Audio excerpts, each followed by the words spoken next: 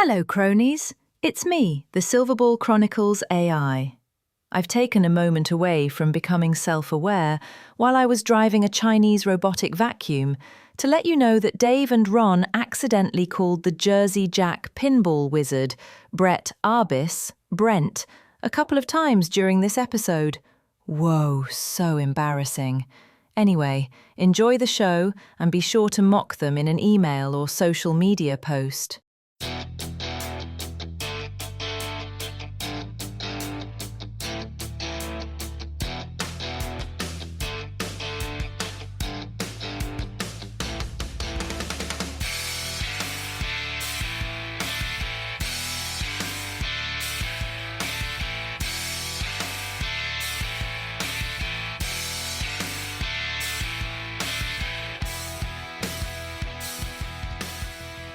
Hello, everyone. I'm David Dennis, and this is Silverball Chronicles. And with me this month is Ron Muggles Hallett. How you doing, Ron?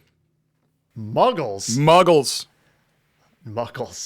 I think Knuckles would be better. No, Muggles pertains very specifically to our topic today, especially the latest release from Jersey Jack Pinball. Is that a Harry Potter thing? That's a Harry Potter thing. And as a Gen X, you have no idea. I have no idea. Nope. What have you been doing? Nothing much. Nothing much? You haven't been dominating tournaments within the upstate New York area? No. I was at Pastimes Arcade. Oh, that's a good one. Oh, yeah. And I remember I sent you all those pictures of all those games that we talk about all the time. So last episode, we talked about Pinball Tapas, which was very much about Sonic Segasa, the pinball company from Europe. And you got to play a bunch of the games that we had just spoke about. Yep. All the random ones, not just the good ones. Yes, all the random ones, not just the good ones. Okay, overall thoughts. What do you think? I still think that the best Sonics to me are Prospector and Super Straight. So they're kind of hit and miss. Some of them, I know a lot of people love, like Mars Track. I got to play Birdman. That's always fun. Creepy. Or what's the other one? Faces.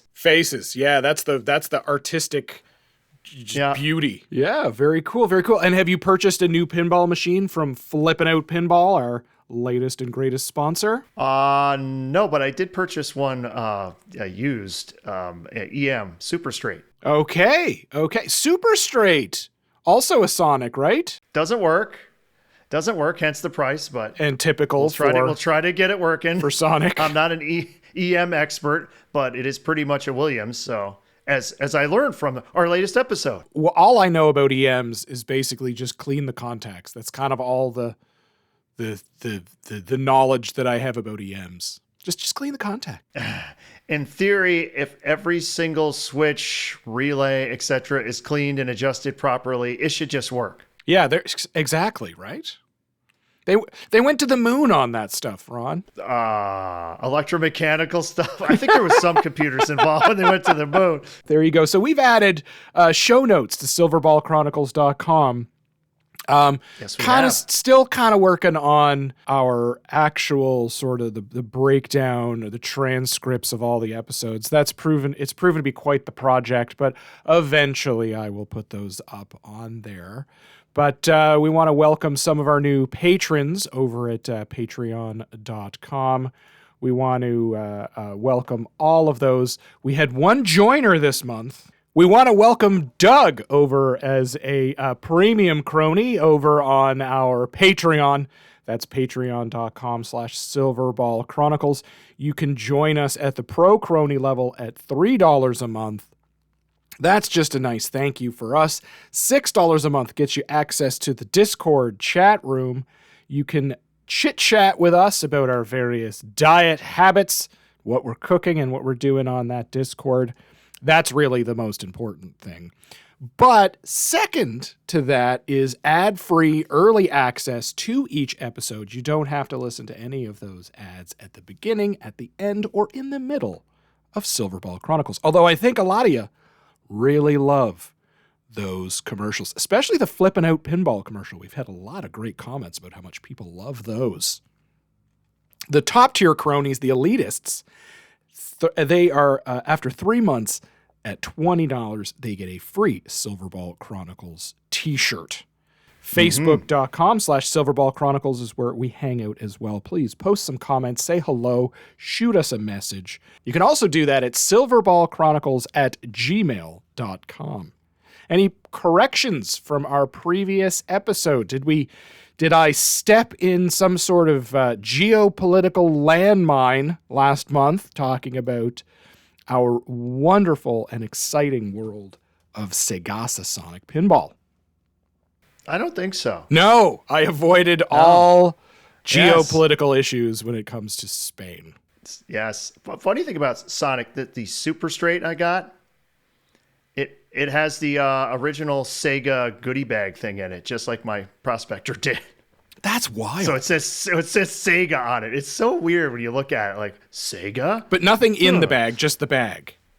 No, it actually had the manual and the schematics. It's amazing. Oh, so now you'll know which contacts to clean to get it to work. All of them. See, that's awesome. Hello to Ted, who sent us an email in letting us know that he thought the bingo episode was our greatest episode ever made. Did he actually say that? He sort of said that. Sort of said that? It looks like he said it was the first episode he listened to.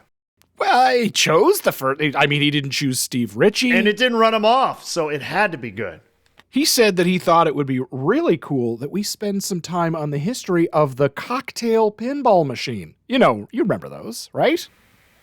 Yeah, I've seen them. I played them. Couple of really cool ones. Yeah.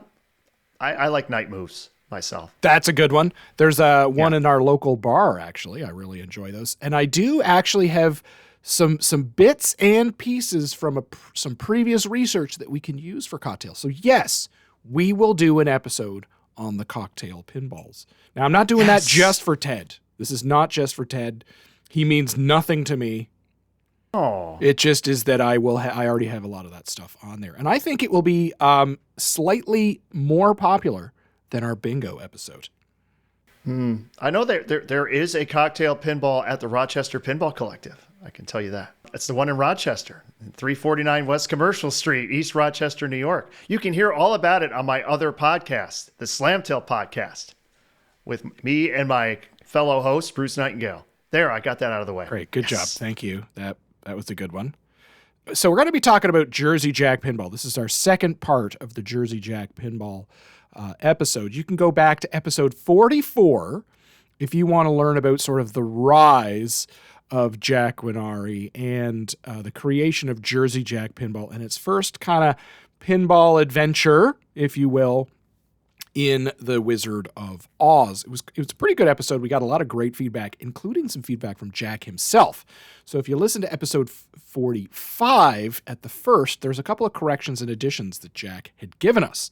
Now, did you know that Ken Cromwell from Flippin' Out Pinball, that's Ken at flip, the letter N, out, pinball.com, worked at Jersey Jack for a period of time? Yes, I did. Yeah, and Ken, as everybody knows in the pinball hobby, much better than Greg at flippinoutpinball.com. Would you agree? Wow, you're making friends all over the place.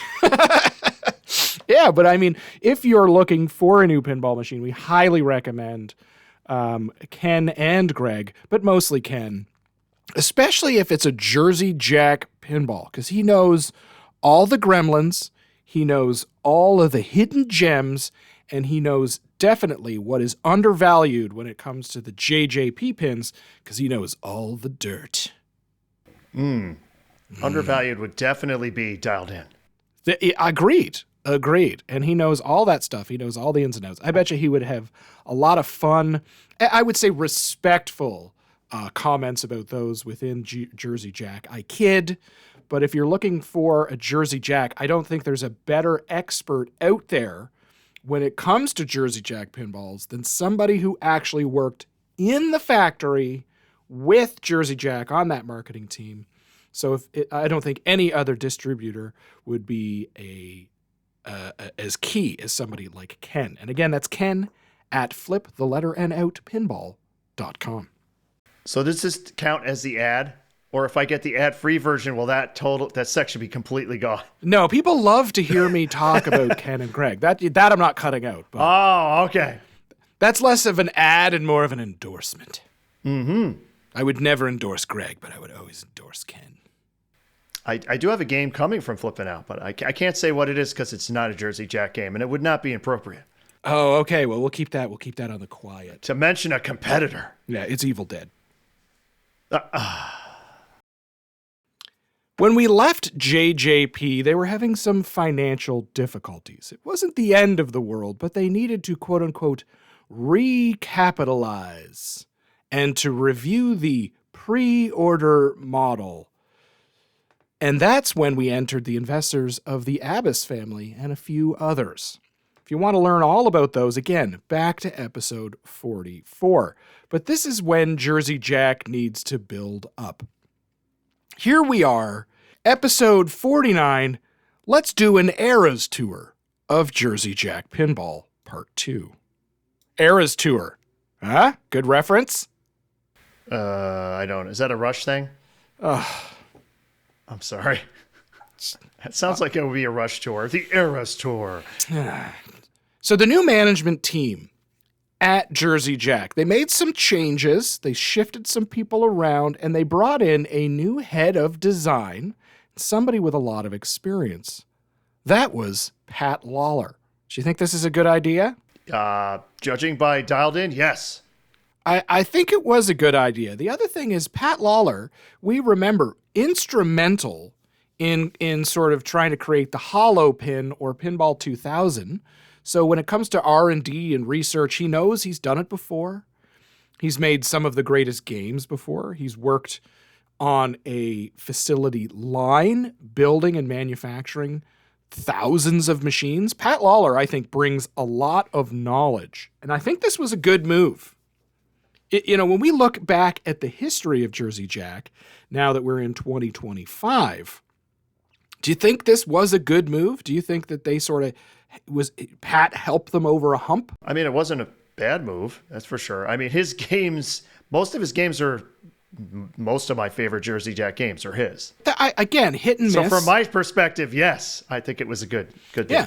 So the thing was that Pat Lawler, he had his own model shop at home, but he developed a new model shop or a research and development team, I guess, with designers and things like that in Chicago. I guess that was probably part of his deal, was that he was not moving to New Jersey. Now, New Jersey is where Jersey Jack was manufacturing all of those pinball machines. So we've got a bit of a problem here. We've got a better sort of design culture and manufacturing culture. However, the actual line and building is a couple of states over. That's got to cause problems, right? I always thought it was kind of weird that all the development, all the people who work for Jersey Jack were all in Chicago, but they manufacture everything in New Jersey.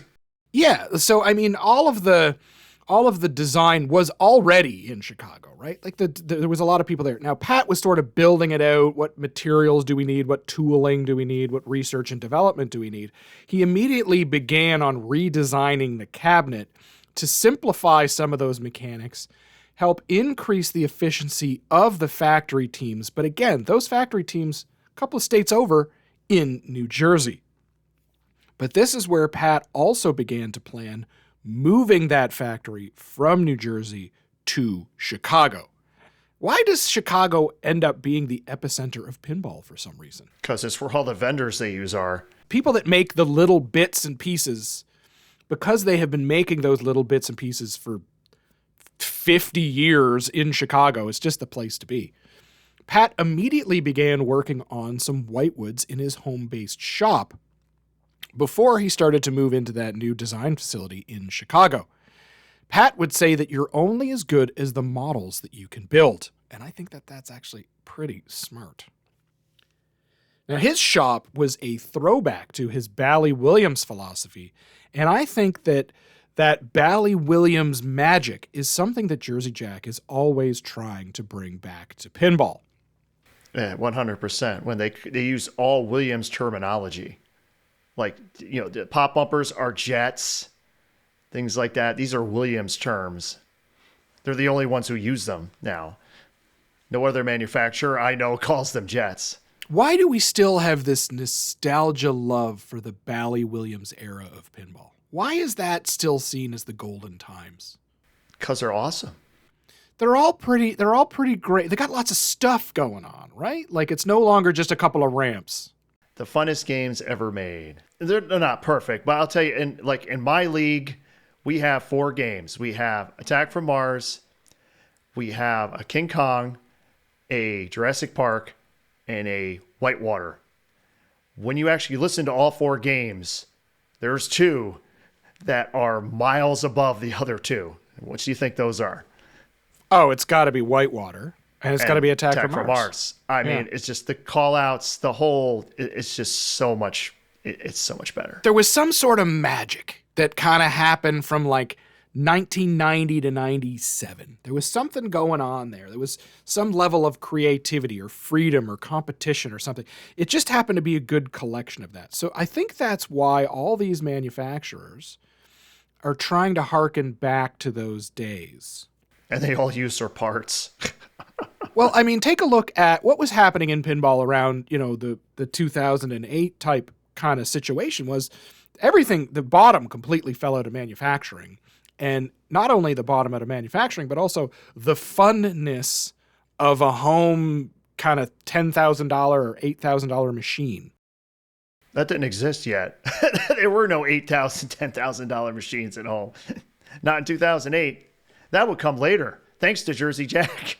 We talked about sort of the ramp up of Jersey Jack, all that stuff back in episode 44. So we're going to kind of jump ahead a little bit to when that leadership change came and when Pat Lawler started to ramp up his work in the company, starting to design an original theme with some of the greatest engineers that I think that they would collect and try to build out that nostalgia and excitement.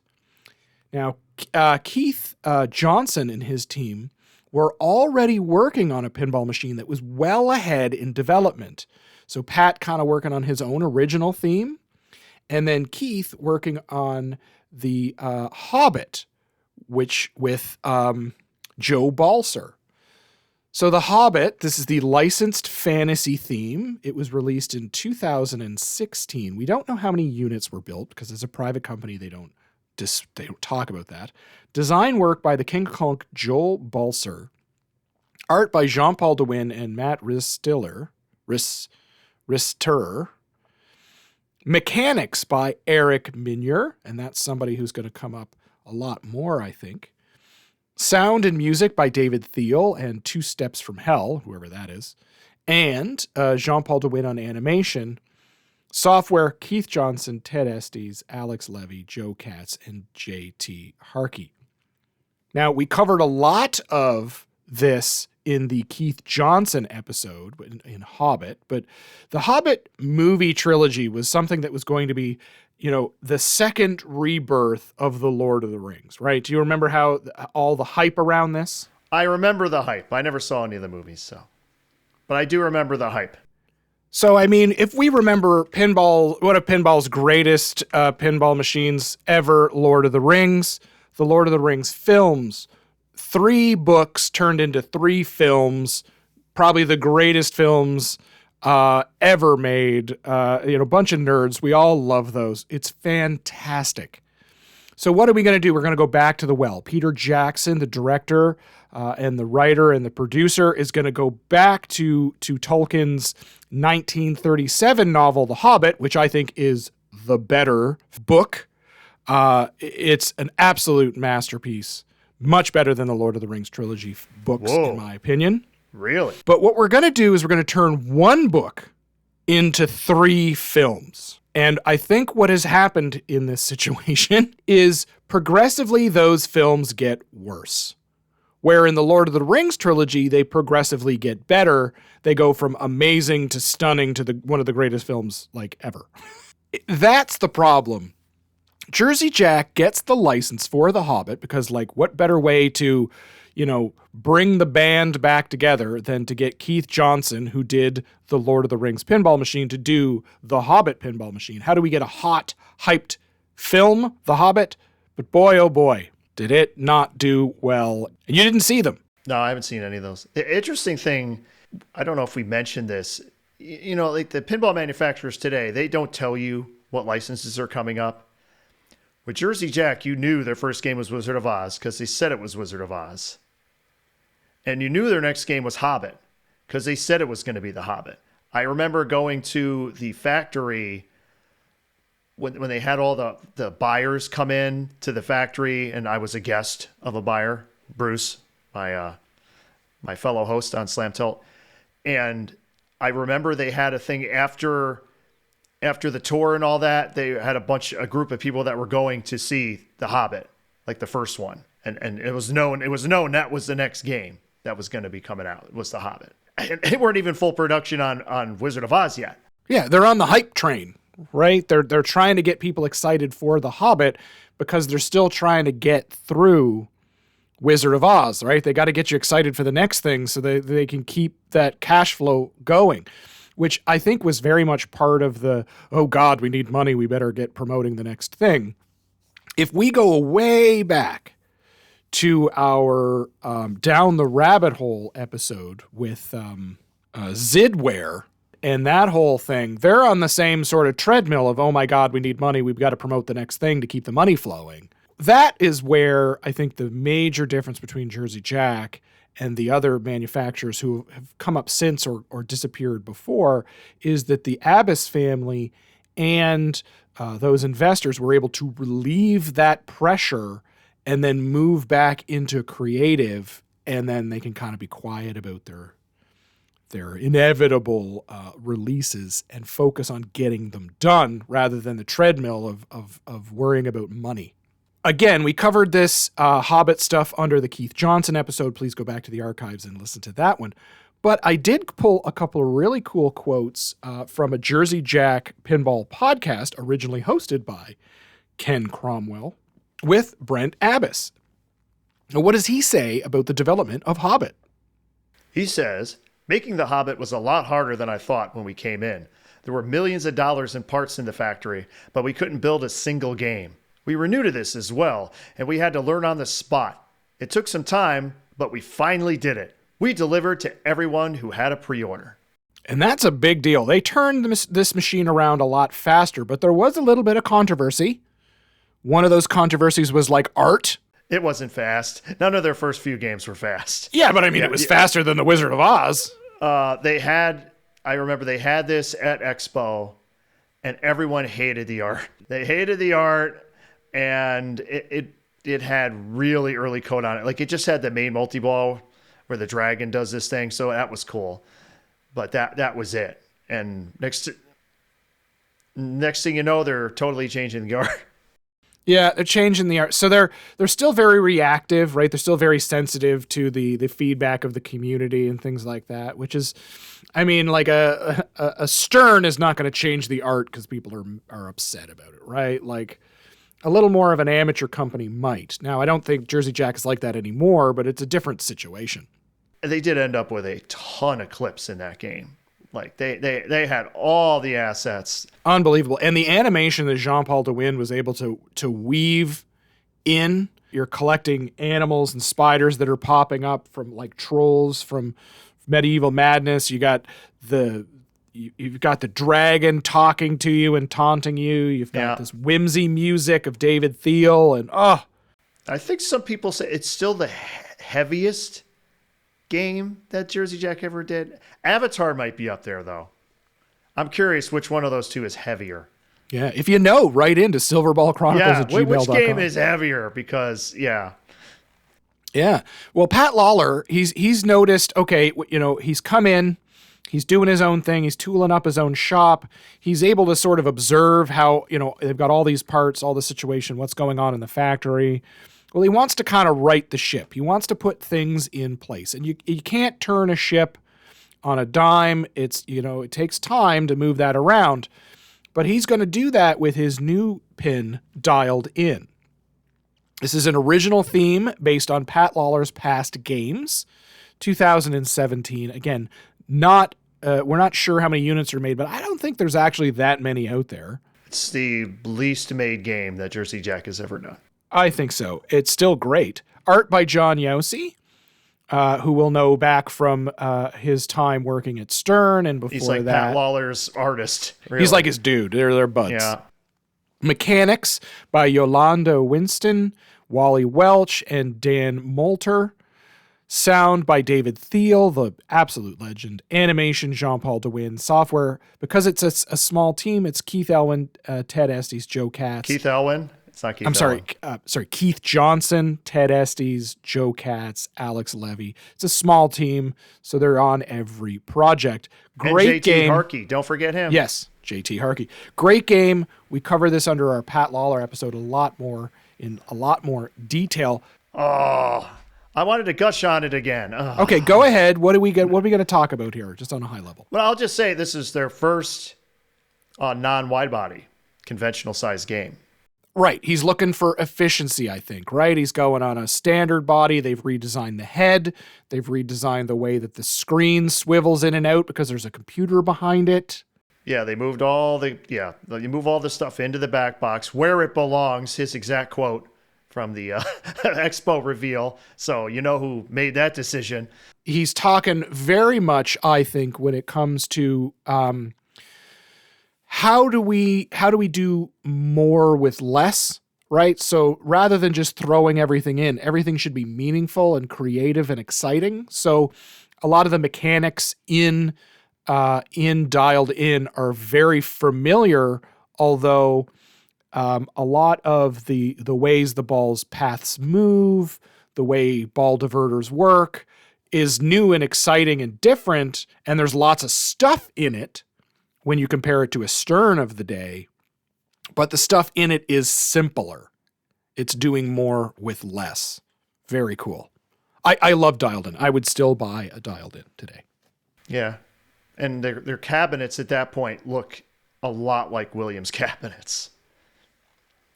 Except they actually have the key, the lock that Stern used to have, where you put the thing in and you turn it and it just locks it. Yeah, rather than just bolts, I think now. Yeah, right? Which Stern must have not have patented that or whatever if they were using it. Or it's cheaper to put bolts. That's true. So this brings us to, I would say, a pretty exciting pinball machine, right? This is the sort of the second or third game in the line here with sort of the new ownership, and that is Pirates of the Caribbean.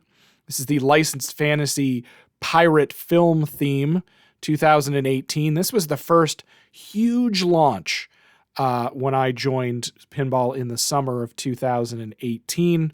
We don't know how many units are made, but again, not very many of these floating around, I don't think. A new designer has come around, Eric Minier. Eric worked with Jersey Jack as an engineer. His family grew up in pinball as an operator. Eric knows pinball. Art by Jean-Paul DeWin. We've got mechanics by Eric Minier. He did a lot of his own mechanics on this machine. David Thiel on sound and music. And this is, I would think, one of his best sound packages. Animation, Jean-Paul DeWin. Software, Keith Johnson, Ted Estes, Joe Katz, and JT Harkey. We covered this in our Keith Johnson episode. If you want to hear more about it, check it out there. But this is really overrated. What do you think? I had fun playing it. I got to play the same one for like a year because they just kept bringing it to all the shows. The same one. This is when they were having the issues where they just could not make the games quickly. They unveiled this at Expo, and I think it was almost into the summer before they actually started building these things. Like 8-9 months later. Hear about in our previous episode, but yeah, they had to change the spinning disc from 3 discs to 1. They put everything into this thing. Except clips. Which was one of its biggest downfalls. It got a lot of crap, which is why they didn't make a lot of them. But here's the thing. I think it's a great game. I love playing it. It's kind of fun. It shoots okay. It's a wide body, so it's a bit lumbering, but it is fun. I do enjoy it when I play it, but it is overrated. This game is pulling out like 25,000 US or something, right? If you can find one of these. Yeah, if you can find one. It's overrated in that way. I think that one of the best features of the game, although some people would argue that point, is the code by Keith Johnson. What does Keith Johnson say? Keith says, I will admit that Pirates is a little bit of a risk with the character thing. Now, what did he mean by that? So you could choose, I think it was like 12 different characters, and they all have different perks and objectives. I think it's more than 12, but yes. You maybe it's 18. It's ridiculous. But he says, but people don't have to pay attention to it if they don't want to. I feel like games have to have a lot to do and a lot to learn and stuff like that to justify their cost. I mean, we're selling games at $8,500 minimum right now. Wow, that was a long time ago. So if you get a game and you're done with it in 2 weeks, that's always been my philosophy with driving rule design at JJP. He's not wrong, but people hit that wall of like, I got to choose one of these 18 characters. I don't know what to do. I don't know. People got to like involve, which I think is ridiculous. There's nothing to like, just play the game, man. Right? Just don't write about that. My issue with the game was not the complexity of the code, was not that the prototype things were taken out. It's that it's a wide body and it's ridiculously expensive to actually find and play it. But what about that rocking ship thing? What do you think about that? That was pretty cool, wasn't it? It was cool, except the one unit that they brought everywhere that I played a bunch of times, it would only rock in one direction. That's how I always knew it was the same one.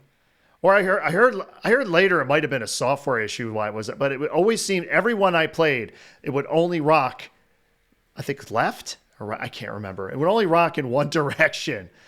Yeah, it's an upper playfield of a boat that was supposed to rock left and right, that you shoot 2 little flippers on, and it has a friggin' cannon that shoots across the playfield to a target on another boat. And 2 spinners. And 2 spinners up there. Like, I mean, it's pretty cool. I'm not gonna lie, but it had some kind of issues. They're manufacturing these things in New Jersey. The tooling and everything and the building of a lot of that stuff was in Chicago. So the first kind of units that came out, like the cabling was too tight and it would unplug itself when it rocked. So you can see that they're having issues with manufacturing in a different location. The lack of assets was also a whole thing. So there was no actual pictures of Johnny Depp or any of those actors in it. So they kind of made it a pirate theme without it being a Jersey Jack theme. He's on the playfield.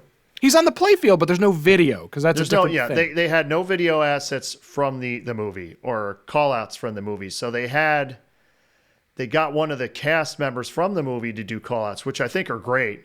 Honestly, I think that's one of the highlights of the game. He does like everything too. It's like hundreds of pages of call-outs. It's great. But I think a lot of people were like, where are the clips? Because they did Hobbit, which had everything. They did Wizard of Oz, which had everything you could want from Wizard of Oz. And then they do this game and they have no clips from the movie at all.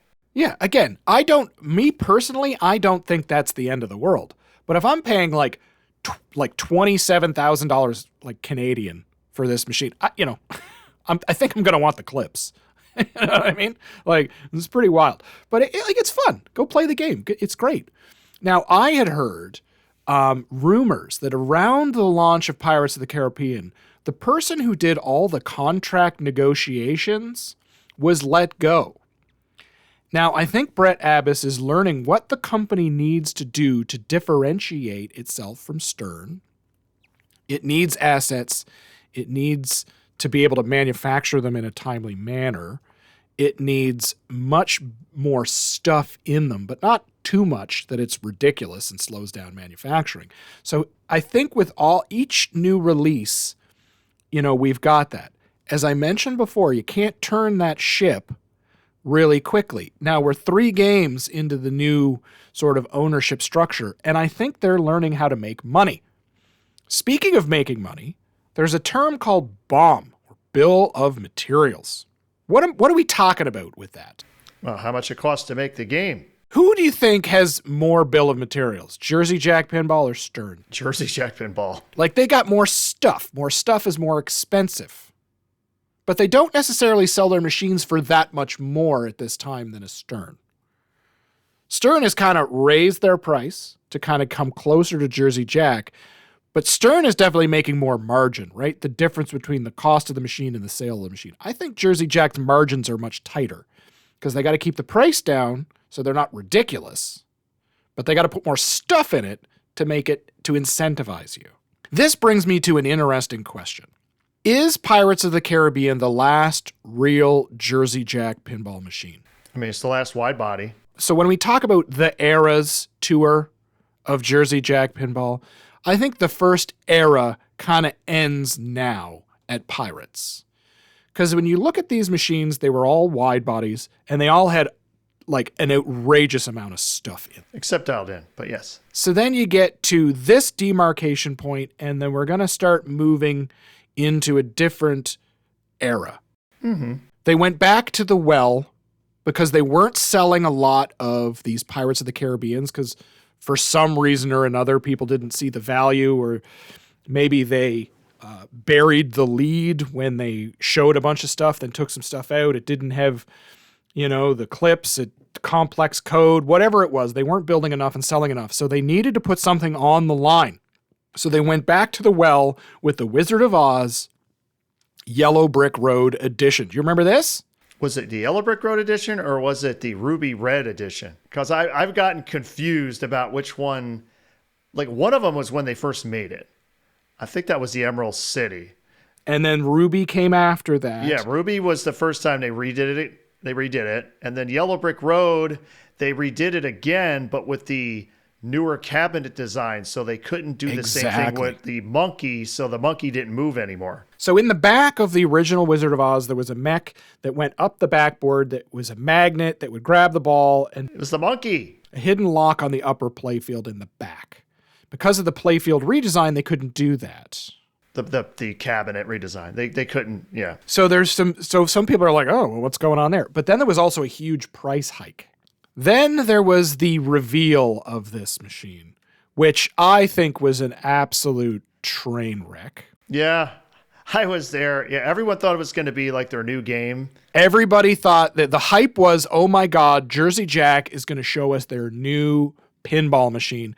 Everybody goes into this room and there is a pinball machine under a garbage bag. I was not in the seminar, but I heard about it later because I was at the show. A garbage bag. Because they didn't want to reveal anything. They wanted to hide it so people didn't know what it was. They put a garbage bag over their pinball machine. Are you saying they should have put a blanket instead? Maybe a blanket, maybe put a box in front of it, like some Jersey Jack boxes, and move the boxes out of the way. A yellow blanket would have been perfect. Anything but a garbage bag. Mm-hmm. So then they go and they reveal the Yellow Brick Road. And to my opinion, it was nice, but I didn't think they were going to sell very many of them because they took out one of the coolest parts, the monkey, and the yellow, in my opinion, a bit too much. But they did add glitter to the playfield, which is really nice. And they did fix a few of the little issues with... They made it shoot better? No.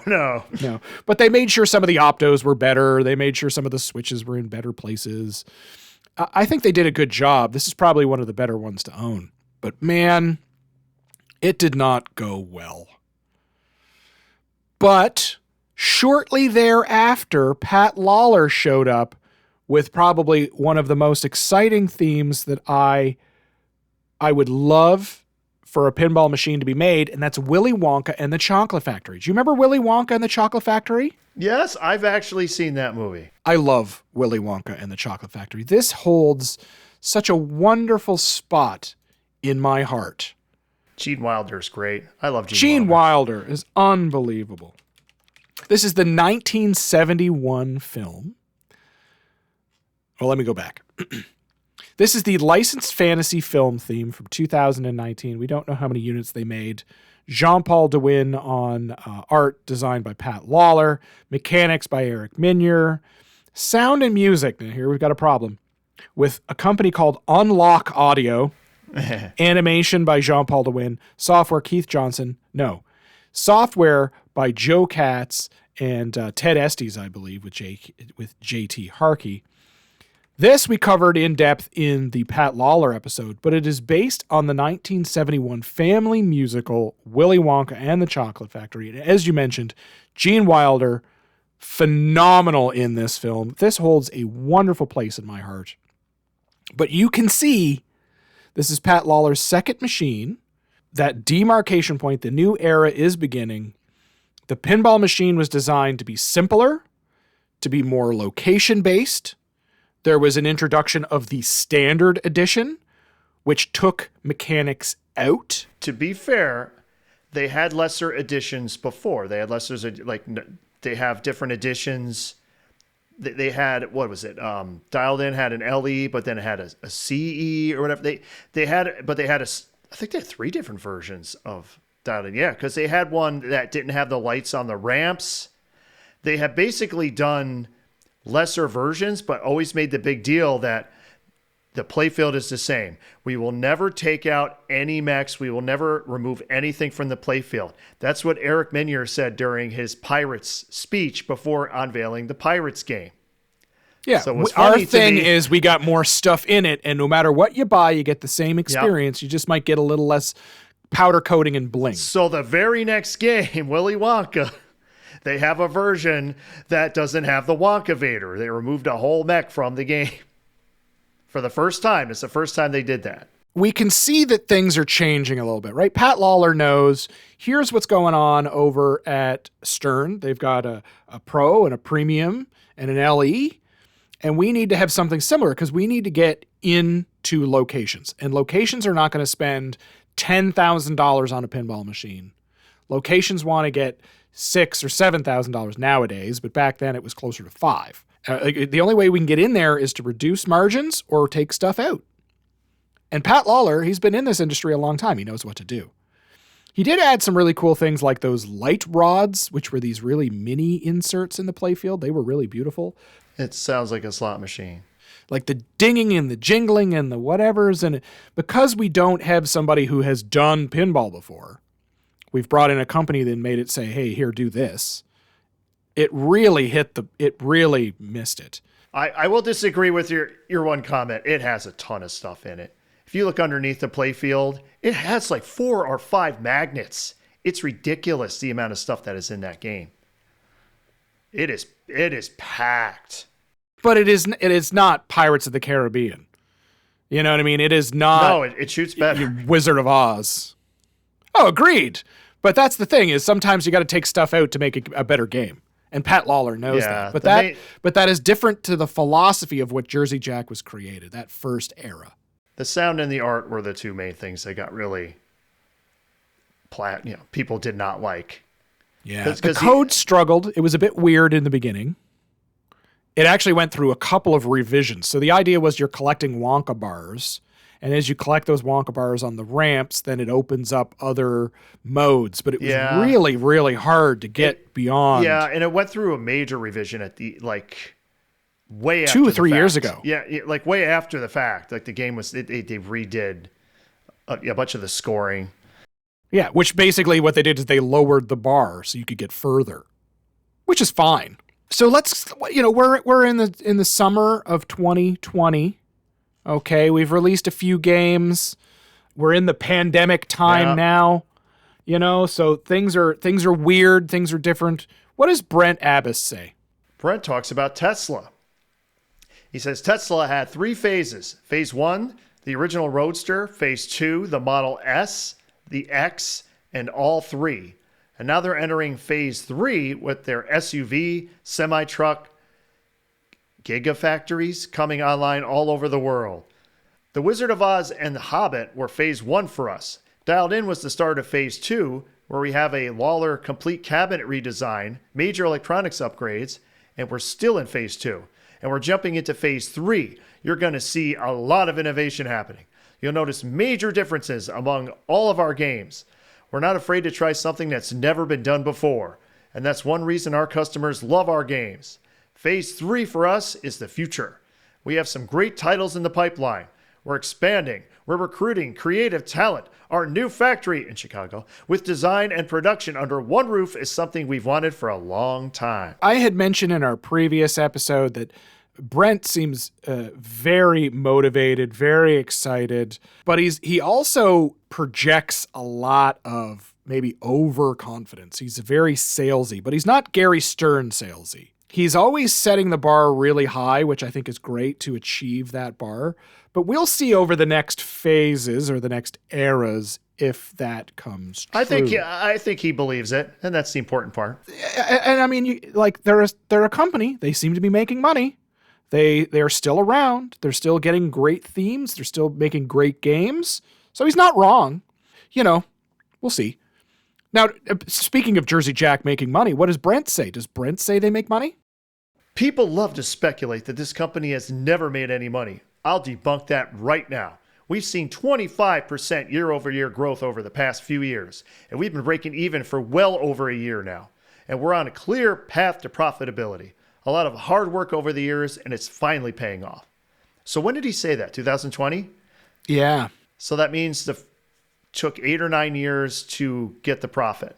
I think in manufacturing and in companies in general, there is quite a few years before you're actually starting to make pretty, that's not uncommon. Restaurants but it does and stuff, seem, they said 2 or 3 years, but man, almost 8 or 9 years, that seems like a long time. There's a lot of changes in movement, and it is a pretty volatile thing. So here's the thing. When people talk about pinball being easy and pinball being hard, and that's a cliche, and I get it, to actually start to be profitable and things like that is pretty normal to take years. But in pinball, it seems to be a real struggle, especially when you're trying to make a Cadillac. You know what I mean? If you kind of come in and you're trying to just make a good product, that's one thing. But if you're coming in to try to make the best product, you need the capital and the money behind you to eat those losses for many, many years before you end up really coming out on top. So I would be interested to know what some of these other bigger companies are like. But here's the thing. I think we're starting to move. We're getting towards the end of this second era of Jersey Jack pinball. And this is I would say, the leftovers from the old company. And then we're starting to move into the new company. We're getting that new factory. We're getting a few of the other bits. This is another major demarcation point for Jersey Jack pinball. That is Guns N' Roses from 2020. This is the licensed band music pin designed by Eric Minier and Saul /Hudson / from Guns N' Roses. Art by Dane Henry Jr., Jean-Paul DeWin, Adrian Buller, Mark Molitor, and Jasper Abel. So the reason there's so many different art folk on here is that there's a lot of different art packages available for the different pinball machine levels. Sound and music by Vicus Dio and Saul /. Animation Jean-Paul DeWin and his team. He's brought in I believe his brother, Jerome DeWin. And software by Keith Johnson, Ted Estes, Joe Katz. They're all in on this one. This is the first new pinball machine in the new Chicago, Illinois factory, and it was the first smash hit during the pandemic. Yep. So why the move? First of all, let's talk about the move. Why did they move from Jersey Jack to Chicago? They moved from Jersey Jack? They moved from Jersey. Why did they move from New Jersey to Chicago? Because their whole development team is there. Jack says, it corrected a mistake that I made back when I started the company. Certainly, there are all kinds of companies that have headquarters in different places. It was a good time doing it the way I did it. I don't really regret it. We produced some really great games. But how many buildings do you want to pay taxes and rent on? To consolidate everything and have everyone under one roof, I thought it was a lot better idea, and the timing was right. That's where a lot of that, I think, probably extra years of trying to be profitable. There's a lot of bleeding probably going on with these multiple leases on multiple buildings, and you know what I mean? So there's problems there. But having that opportunity to move, why didn't they move sooner? Why did they just, when they visited Wizard of Oz, why didn't they just jump ship right away? Because they had a lease. And Brent Abass, he says, our lease was coming up in New Jersey, and we had to make a decision. It was not easy, but I believe it's the right one. We spent too much time sending people back and forth on planes and trying to work through issues that wouldn't have existed if we were all under one roof.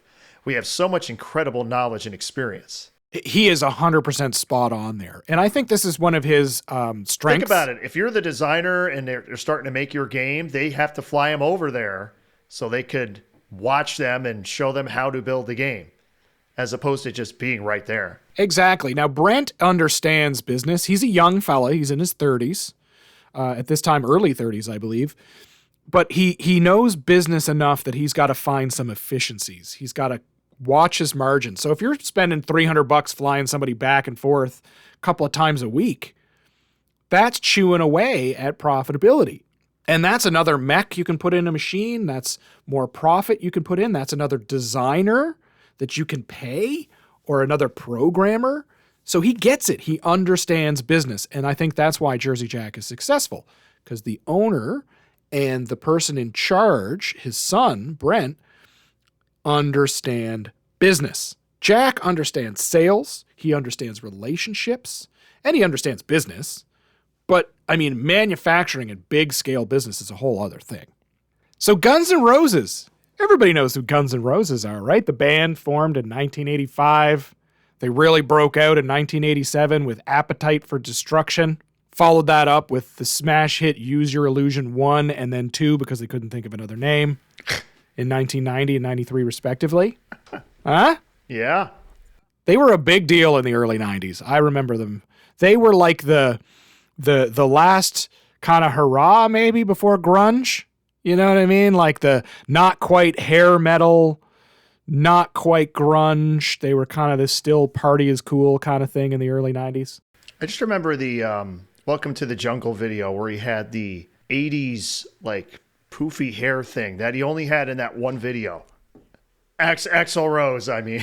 Yeah, they were the kind of the tail end of that kind of hair metal thing before grunge kind of killed rock and roll. And they followed that up with the smash hit amazing Chinese Democracy in 1998. Remember that one? No one remembers that one. Although it is in the pinball machine. In March of 2016, the band announced the Not in This Lifetime tour. The tour's name was a reference to a 2012 interview in which Axl Rose was asked about a potential reunion tour, and he responded, "Not in this lifetime." The tour was a financial success, and by the end of the tour in December of 2018, it had grossed $500 million, making it the second largest grossing tour ever besides, I think, U2's 360 tour. Mm-hmm. Why doesn't U2 have a pin? I don't know if that really translates quite as well. The songs would be good. The songs would be good, but I don't know. Guns N' Roses has had this resurgence, right? This nostalgia resurgence that kind of happens as bands age. And I think they're bigger now than they probably were in their heyday because kind of the newer generations are discovering kind of how cool they were and the nostalgia of how things were back in the day, right? So I think that that's pretty cool. They're one of the biggest bands in the world now. They were big when they were around, but they weren't like the biggest band in the world. Which is crazy. They had like 4 or 5 years where they were relevant, and they've been going off of that ever since. It's pretty wild, right? So if you look at like Iron Maiden, right? Like they were pretty big, but they were kind of under the radar, and then they're bigger now than they've ever been. So it's that kind of lump of nostalgia is kind of waving along a lot of these sort of late 80s, early 90s bands. The Pin was a sensory overload, right? You want to talk about a world under glass. It's the ultimate rock concert. It was pretty big deal. So when I say sensory overload, what are we talking about? Hot rails. Those are basically the rails on either side of the playfield, but now they illuminate. Yeah, those rails are there to kind of keep the playfield from bending and warping, but they've gone and put like these blinky LEDs on top. No, it's a pretty smart idea. They're in the rails. They're hot rails. The spinners were like guitar picks. Yep. That's pretty smart. The pop bumpers have like little cymbals on them, so when they pop, they like look like they're drums. It had a bass guitar upper playfield and ball lock, right? It had wire forms. You forgot the coolest thing. What's that? Drumsticks. Oh, can you forget drumsticks? You go up the ramp and then on to drumsticks. Yes. On the LEs, or is it the collectors? The collector's editions, those are signed by the drummer. Mm-hmm. Yeah, that's the other thing. They had 3 editions of this. You had the LE, the CE. You also had the what did they call it? The classic, or I can't remember what they called it. They keep changing the names, and every manufacturer has their own maybe names. But it was the final time they would have the cheaper version. The cheaper version didn't have the upper playfield. Yeah, so they took off that bass guitar upper playfield and kind of the weird ramp on the left side. They kind of removed that. Now, when I was there in the factory, they talked about this, that they sold, it was something ridiculous, like 50 of them, or so, like a ridiculously low number of those. And at that, I have played that standard edition. That was the one that I had played. Yeah, and at that point they decided, like, yeah, we're not going to do that edition anymore. We can't, because nobody's buying them. Pretty much. Because they noticed that nobody is putting those in an arcade. Yeah, they pretty much said, like, the versions of that, like Wonka, all that, they almost sold none, almost nothing. It wasn't worth it. Like, they are the true LEs. They're the true LEs. They make home market pinball machines. They are not arcade, like the arcades that have them are like the big arcades that can afford that and want to have the draw of a Jersey Jack pinball machine. But their market is not the arcade market. The arcade market is dominated by a Stern Pro. So stop trying to compete with them. You have the flyer up, and is it me or are the flippers not aligned at the bottom? Yeah, in the picture, yeah. That would drive me nuts. That would not get by me. If I was proofreading, I'd be like, retake it, Photoshop it, fix that. Yeah, it's a cool pin. I like it. It's a standard body. It's got lots of stuff in it. It's very fun. But man, it is like a vomit of color and code. Multi-balls just start randomly. Multi-ball, yes. They just start randomly. It's great. Well, they're not like random. You've done something to do it, but I don't know what I did. It just happens. And it has the worst plunge I have ever seen. I like doing the thing, which is you get into a song and you just play it all the way to the end, because you can get out of the song and take like a point total, cash out. But if you go all the way through, if you make it, you can get the, and you hit the last shot, you get the, it goes right into another song. You get like the encore, I think it's called. Yeah. So, and you pick like a good song, basically something from Appetite for Destruction, and you're good. Chinese Democracy? No, you don't pick anything from Chinese Democracy. Not even that one song? And if you suck during the song, you'll actually start to get booed. If you're not hitting the shots, you will start to get booed. There's like a meter. You need to keep it above a certain level of the meter. I always thought that if you get booed off stage, they should have played the clip from, I can't remember, was it Kansas City, where Axel, he jumps in the crowd to go after the guy at the camera. Remember that? And then he gets off the stage. He'll thanks to this lame ass security, I'm out of here. And he just throws the mic down and leaves. That's what they should have done. Played that clip if you failed. It's kind of like the old Guitar Hero or Rock Band games that you played on Xbox 360 or like the PlayStation 3. It's really smart. It's really cool. But I'll tell you that this is, I would say, either the end of this middle era, or maybe just the slight beginning of the next one. Like, this is a demarcation point. Yeah, they had a hit game like that sold a ton, and their timing was perfect because it was during COVID. Yeah, people had money. Yep. And they were going to spend it. They weren't taking vacations. They weren't, going to restaurants. So they were building up cash, and they could not make enough of these fast enough. So what does Slash say about working with Jersey Jack Pinball? The Slash. Well, he's buddies with Eric Minier now, I believe. They converse all the time. Slash says, it's been a very fulfilling experience working with Jersey Jack on the new Guns N' Roses Not in This Lifetime pinball machine. Jersey Jack pinball games are some of the most unique and beautiful pins ever made, and I am honored to have been able to work with their brilliant team to design one of the most original and exciting rock and roll pins ever produced. This game was a big deal, and it is a good game. It's a great game for those people that are getting into pinball. It's a very accessible machine. They feel like they're doing things really quickly. It's very flashy and good. But I feel like it has a little bit of, I feel like this game is all sizzle and no steak. But you know what?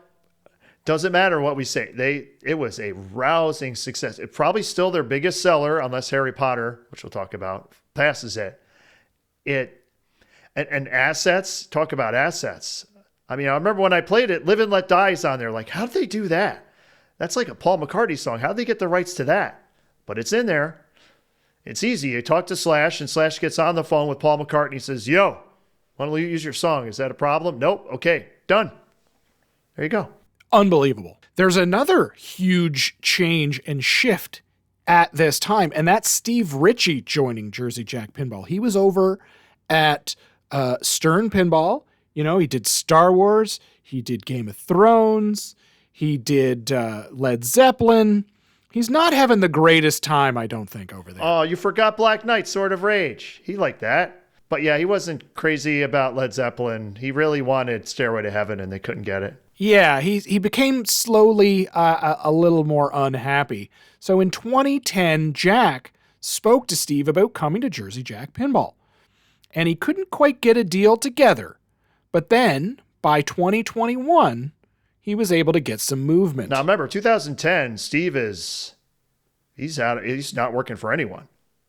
Because that was after they fired everyone at at Stern, and before he got rehired in 2011. Because I believe he started back at Stern around March of 2011, because that's when he'd announced it at the Texas Pinball Festival. So exactly. Now, what does Jack say about getting Steve to join? Steve is not joining the JJP team because of what he has done, but for what he will do. You believe his best games are ahead of him. Now, that's exciting. What was interesting is, for those who know the story, I guess Pat Lawler and Steve Ritchie did not necessarily get along, especially at Williams. They got along to get along. They were two of the main teams kind of going at each other, trying to make the best games. So Pat Lawler says, I'm thrilled to be able to work with Steve again. Some of the greatest games in pinball history happened when the two of us worked together and collaborated on a daily basis. The innovative, creative environment at JJP will enable Steve to have fun, dream, and build great things. Our entire team of creators welcomes Mr. Ritchie to JJP. Like, this was a big deal, right? This is like the legend Steve Ritchie giving up a cushy job where he releases a pin like every other year. Yeah. Do you remember what he was working on when he quit? I do. He was working on James Bond. James Bond. I wonder what that would have looked like. Probably would be just as good, if not worse. If not worse, okay. So here's the thing, okay? These guys get along to get along. They're very competitive, the two of them. Ritchie used to crap on Lawler all the time. But I think Pat is correct that the creative environment at JJP is probably something a little bit more along the lines of what Steve Ritchie prefers. I think at Stern, Steve Ritchie was told no a lot. And I think at Jersey Jack, Steve Ritchie is told yes or keep going more. Well, what does Steve say? I'm very excited to begin a new gaming adventure at Jersey Jack Pinball. I've known Jack for more than 30 years, and I'm delighted that we will be working together. It's going to be awesome. I'm also looking forward to working with the talented team at JJP, many of whom are already friends and colleagues, i.e. ex-Williams people. My goal will be to design and build the best games we can possibly create. So we're moving into a new era. But one of the issues with this new era is that we've got Pat Lawler and Steve Ritchie, who have been in the industry for like 40 years. You know, we got Eric Minier, who's the new blood. The thing is, you need a Steve Ritchie and a Pat Lawler to work with these younger groups to kind of bring them in. And we're talking about like Keith Elwin and those guys in a couple episodes ago, and how George Gomez and John Borg, they're kind of working with the next generation. Jersey Jack's got to do the same thing. And I think Steve Ritchie and Pat Lawler, two of the really good ones to help train the next generation. the rumor was around the time that Jersey Jack signed the contract for Pirates of the Caribbean with Disney, they also signed a contract with Pixar for Toy Story. Are you a Toy Story person? Have you seen Toy Story? Do you enjoy Toy Story? I haven't seen any of the Toy Story movies. Good Lord, man. Sorry. But the rumor is, yes, they had the Toy Story license, but then they got the Wonka license. So Pat started working on that first. So by the time they got to the Toy Story license, Disney was making Toy Story 4 and insisted that would be what the game would be, Toy Story 4. Disney Pixar's Toy Story 4, specifically Disney Pixar. It's the licensed animated film, probably one of the greatest animated franchises of all time. Toy Story, the first Toy Story film, is like a demarcation in my life. Toy Story 3 is a demarcation in my life. Toy Story 4, it's okay. Is 2 not too great? I hear everyone say 1 and 3 all the time. Is 2 kind of a weak link? 2 is good. 2 is a little bit of the first one, more of the same. Still very good. But it's not like Toy Story 3 is like, right up there with like Citizen Kane. Okay. Like it is so good. Toy Story 5 is coming out in 2026.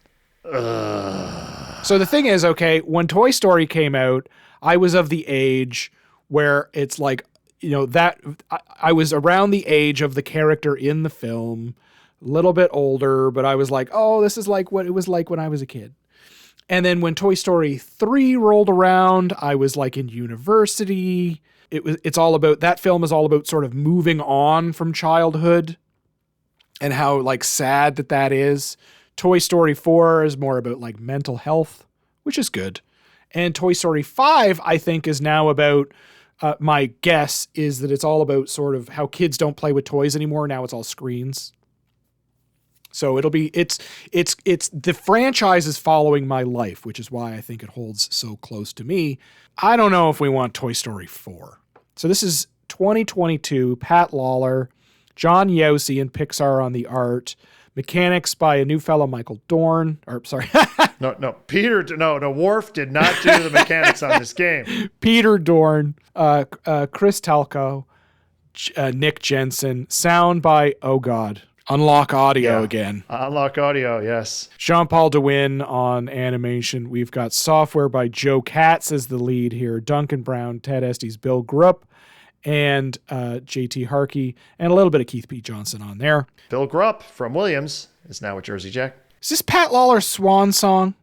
Kind of the rumors had kind of come out that this was his last pinball machine. Yeah, and that turned out to be true. And it did turn out to be true. I mean, the guy's in his, 70s? Early 70s? Yeah, 70s. I'm sure he loves building pinball machines and all that stuff. But, I mean, he probably wants to, spend time with grandkids or great-grandkids. Again, we'll wind this back a little bit. This is based on 2019's Pixar Toy Story 4, which was a great film. I really enjoyed it. This is set directly after the third film, where we follow Woody and Buzz Lightyear as the pair go on a road trip with Bonnie, who creates a new friend, Forky. Forky. Who is a spork made from recycled materials in her art class. Meanwhile, Woody is reunited with Bo Peep, who disappeared after the first film, and must decide where his loyalties and his heart lie, with his friends or his new lady friend. It grossed $1 billion. It scored 97 on Rotten Tomatoes. Like its predecessor, this film received absolute critical acclaim. Praise for its story, his humor, its emotional depth, its musical score, its animation, its vocal performances. It is an awesome film. But Toy Story 4, come on. I don't know, man. Did you hear this rumor? So apparently, this total speculation corner here, right? I had heard this. I don't know if it's true. If you know if it's true, send me an email, silverballchronicles@gmail.com. That when JJP was negotiating with Disney, renegotiating the license of Toy Story after the Pirates No Assets thing, I had heard that JJP, after the blow up of Pirates not having assets, went back to Disney to do some renegotiation because apparently they did not have the assets for Toy Story. And during this renegotiation, JJP and Pixar had discussed the fact that there is a brand new Toy Story project. So, of course, JJP would take the newest property so that they could have all the assets and the newest property, which was a guaranteed smash, and as we know, it ended up being that. As long as they had "there's a snake in my boot" call out, I think that I'm happy. Did they make the right decision, do you think? They didn't have a choice. That's what they actually said. There was a Twitch stream, a gameplay stream, where one of the Jersey Jack employees actually said, Disney said, we have to do 4. I don't think he was supposed to say that because they had not said that any other place. But yeah, I kind of believe that. The other thing here is that the limited edition is now $12,000 and the collector's edition $15,000. And there was no standard edition. Since nobody was buying the standard edition. So this is the first game almost completely developed under the new manufacturing in Chicago regime. It has been designed in Chicago. It's Pat Lawler's swan song. This is a demarcation point, right? So you've got the smash hit of Guns N' Roses that just sold like gangbusters. Which was made in Chicago. But it was sort of still under that old kind of mixture. The game design of this, there was no real major knockout toy. No, it had less stuff it seemed like it had less stuff than its previous games because he had the big iPad. They had this ridiculous looking iPad screen. So Pat Lawler's thing is, how can we add more instruction? How can we put things on the playfield? I get the idea of putting a big screen down there to show you what to do and what to shoot. He also had a big screen in Wonka, and he had a smaller screen in Dialed In. This machine does not feel like a Jersey Jack pinball machine. It's missing the JJP-ness, in my opinion, because it's missing a lot of that jam-packed toys. It's fun. It shoots fine. But when you look at it, it's kind of, there's no excitement. Would you agree? I liked it. I like it too. I thought they were going to sell thousands of these. As long as it's sold decent. I mean, as long as you turn the music off, the call outs are good, but the music is not good. I thought they were going to sell thousands of these things. When I played this and shot this, I'm like, this game shoots great. It looks great. Yeah. It's got all the assets. It's got all the call outs I want. It's beautiful. But I think when people looked at it, they said, where's the JJP? Like, I mean, they got Tim Allen to do the voice of Buzz Lightyear for call-outs. Keanu Reeves is in it. Come on. Yeah. They got Jim Hanks, who's Tom Hanks' brother, does all Tom Hanks' voice work. Yep, because he can't be bothered. Annie Potts, who did Bo Peep, she did the call-outs on the CE specifically. The Topper is awesome. I thought they were going to sell thousands of these. Who said they didn't? I don't know, man. I don't think they did. I think they were disappointed in the sales. So they moved on to the next pin. So what are we going to do? We're going to bring back the guy who puts everything in a pinball machine, Eric Minier. And we're going to make Godfather. 2023. This is a licensed drama film. Again, one of the greatest films ever made. But like, is that really a pinball theme? No, it's not. Unlike Sopranos, which was a good one for a good theme for pinball. Art by Christopher Franchi. So he had left Stern after, was it Munsters? Was Munsters after Beatles? Maybe. Yes. So anyway, around that time, we got the same sort of crew here. Music and sound is uncredited. It was probably Unlock Audio. Mechanics are uncredited, but it's probably Eric Minier and a team around him. Animation, Jean-Paul DeWin. Software, Keith Johnson, Duncan Brown, Ted Estes, Bill Grupp, Joe Katz. So we touched on the theme. This is Godfather, based on the 1972 American epic crime film by Francis Ford Coppola. The film stars an ensemble cast, including Marlon Brando in probably one of his greatest roles, Al Pacino, James Caan, Richard Constanello, Robert Duvall, Diane Keaton. Unbelievable, the team here. It's the first installment in the Godfather trilogy, which is chronicles the Corleone family, and its patriarch Vito Corleone, who is Marlon Brando, and the transformation of his youngest son, Michael Corleone by Al Pacino, and the reluctant family of outsiders with this sort of ruthless mafia boss. The film itself is not a big action epic. No. We're not talking John Wick fighting stuff here. It's a lot of talking. Amazing talking and engaging talking, but it's kind of hard to make a pinball machine out of talking. Sopranos, you touched on that. Sopranos had the same problem, right? No, Sopranos was great. Sopranos was great. So it's an HBO show with a lot of talking. A lot of swearing, though. How do you make this into something? How do you make the code out of a lot of talking? Well, the one thing they did is they got as many assets as you're going to get. I mean, they got Marlon Brando's in there. They got Al Pacino in there, who I guess usually doesn't lend his likeness or whatever. I mean, they got a ton of it. They have all the assets you could want for Godfather. They have a Marlon Brando sculpt for goodness sake. Yes. The question is it a good thing for pinball? Like how do you approach it? It's approached basically you're going through all the families and all that. I don't know. I don't know if it was a good theme to do for pinball. You know, you've got the different boroughs of New York and Manhattan. You go on missions, you go on hit missions, you go for fellows, you play through various scenes in the film. There's hits. Like, I think they did the best job they could.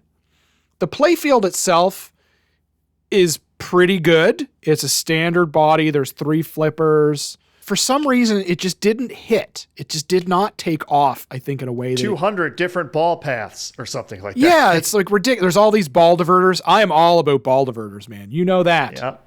This is the game for you then. There's diversion going on all over the place. I played this game, and I really like this game. I think its best part, Christopher Franchi's art. This is gorgeous. The fact that this was the first game that they had their new driver board or modified driver board with these stronger flippers. One of the things that's always been criticized of Jersey Jack is their flippers. So this was actually a lot of people think it's Elton John was the first one. This was actually the first one to have the stronger flippers. I think this game is criminally underrated. I think the topper is criminally loud. So the topper, let's talk about this. Come on. The CE topper. Unbelievable. Yes. So on the top, there's 2 machine gun guys, right? Yep. They got their Tommy guns that you picture when you see a mafia boss. And they've got like a little coil. And at certain times, the coil will start to fire. It's a knocker. The same rate as a Tommy gun. Yes. Unbelievable. It's unbelievable. It's a knocker coil. Just imagine that. Like, oh my God. So The Godfather, this is the 50th anniversary. The art is stunning. The game, I think, is criminally underrated. I think it shoots well. Sure, it might not be a theme for pinball, but they didn't do Godfather 3. You know what I mean? That's like true. They did The Godfather. Look at that UI. Look at the picture of the UI. That's how you use a larger monitor. The user interface is what if you wonder what UI means. So kind of like, what boroughs are you in? How much money do you have? How many jobs have you done? The funny thing is that you go out on these hits or you collect members to your gang to go on these adventures. And the people in the back glass are Jersey Jack, like the animation, like, or their, what do they call them? Like the picture that they've got when you get arrested. What do they call that? Mugshots. These mugshots. Yes. It's like Christopher Franchi, but it's like Christoph Franchetti. Yeah. And they've got, I think, Eric Minier is a character and Jack is a character. Like, it's awesome. Criminally underrated. Is it a theme for pinball? Probably not. Is it still fun? Absolutely. The call outs are all, I think, the same guy. He does like all the different voices. They do have clips from the movies. But they don't really make a whole lot of sense. No, not to the story they tell, really. It's more of a generic mobster theme with Godfather. Kind of jammed on it. Yeah, kind of. So how about this one? This one you know very, very well. Yes, very, very well. We're talking about Elton John. This is the licensed musical theme 2023 designed by Steve Ritchie, his first Jersey Jack pinball machine. Art by Christopher Franchi. Uncredited mechanics and sound. Jean-Paul DeWin on animation. Software by Bill Grupp and Duncan Brown. So we're seeing that the teams are being built out now. A few team members that kind of were on a larger team, now they're breaking out more of that stern pinball style, right? Well, now, Bill Grupp, the head software guy, is former Williams. Duncan Brown is also former Williams employee. They're bringing on enough people to build out teams now, where before they were it was the same kind of team. So we've moved into this new era. This is the first pinball machine by Steve Ritchie. How do you think he did, first of all? Just high level. I mean, if you show me the playfield and said, what designer did this? I'd say Steve Ritchie. Why? What makes you say that? Because it looks like a Steve Ritchie layout. It's his 3-flipper side ramp layout. He likes to do with the warp ramp. I'll just call it the warp ramp. 3 drops in the center. He loves that too. There are some differences. Like this, the shot doesn't go right into the in lane when you hit the 1 ramp. It actually drops in front of it. The flipper, which I like. This game was the first Jersey Jack game I ever saw or played where it felt like a Stern/Williams game as far as how fast it played. It was like completely different dimension I had entered. Where all of a sudden the slingshots, like on Toy Story, if everyone remembers, they're so weak. They're terrible. That's the other thing they did. They finally went to 50-volt slingshots, which they actually did that, I believe, on Godfather. But on this game, it's very obvious. Everything is dialed up to 100. Or what is it? It's a dial to 11. It's to 11.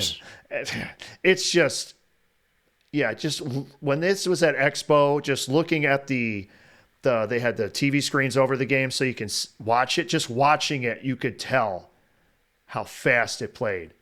It was amazing. I love this game. I've only played it a dozen times. Every time I play it, I'm like, man, this game is so much fun. I like Elton John.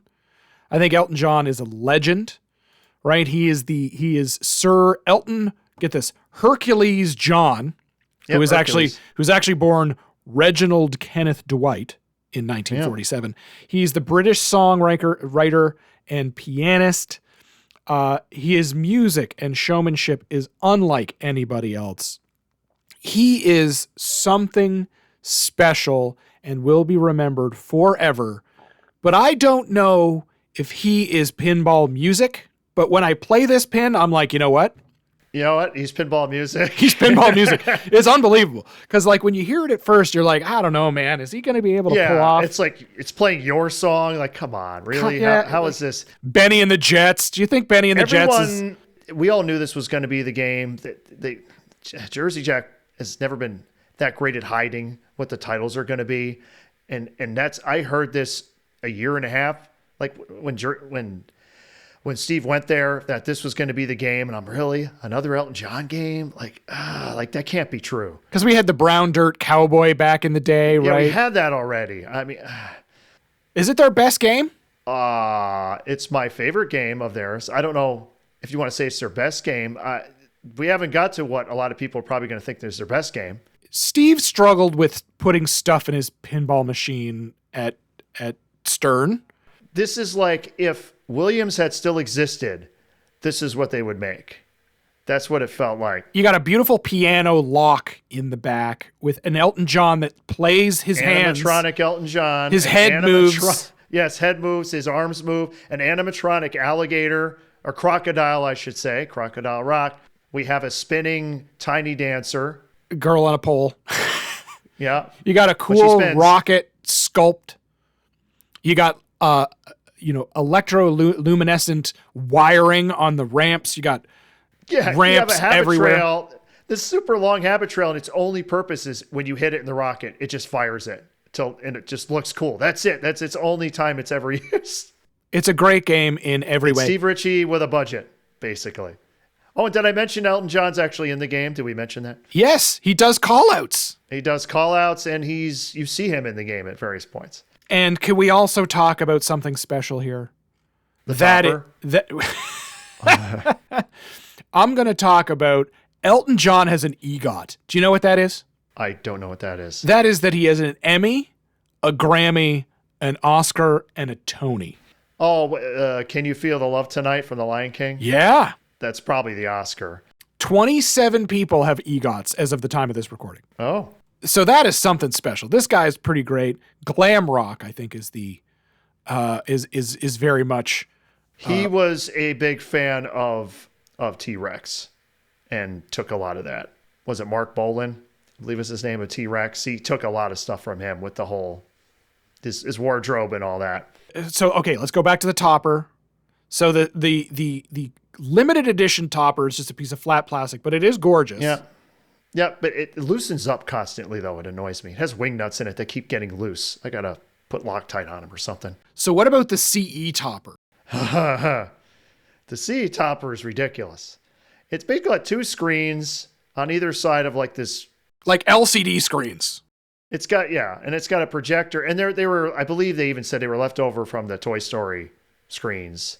But the projector, it projects onto your ceiling. And like the higher the ceiling you have, the better it looks. Because it's got more space. Yeah, more spread. Yeah. Yeah, I prefer the art package of the LE, but I wish I could have the topper on my LE. It's awesome. It has most of the video assets of actual concert footage and stuff are on the topper. They actually don't have a ton of concert footage that's used on the main display. So the craziest thing is Chris Franchi's art. It is unbelievable. Him leaving Stern and ending up at Jersey Jack, what a huge loss for Stern, because these are two of the most absolute stunning art packages I have ever seen. Well, remember, he did the LE. The Platinum was done, and it's not called the CE on this one either. They call it the Platinum Edition for some reason. And then they went back to the other naming convention with the next game, which I don't understand. I guess it was because platinum albums, You've got one of these. Of course I do. I wouldn't be gushing about it this much. Do you enjoy it that much? So we're spending a lot of time on this because we're spending awesome. Too much time on it, but yes. What about the next follow-up? This one had me excited. Avatar: The Battle for Pandora. Mm-hmm. This is the licensed sci-fi epic film. There's a whole series now, or a whole universe, if you will. This is designed by a newcomer in September of 24, Mark Seiden. There's a new art person on this one, Leah Fask. Sound is by Stemage.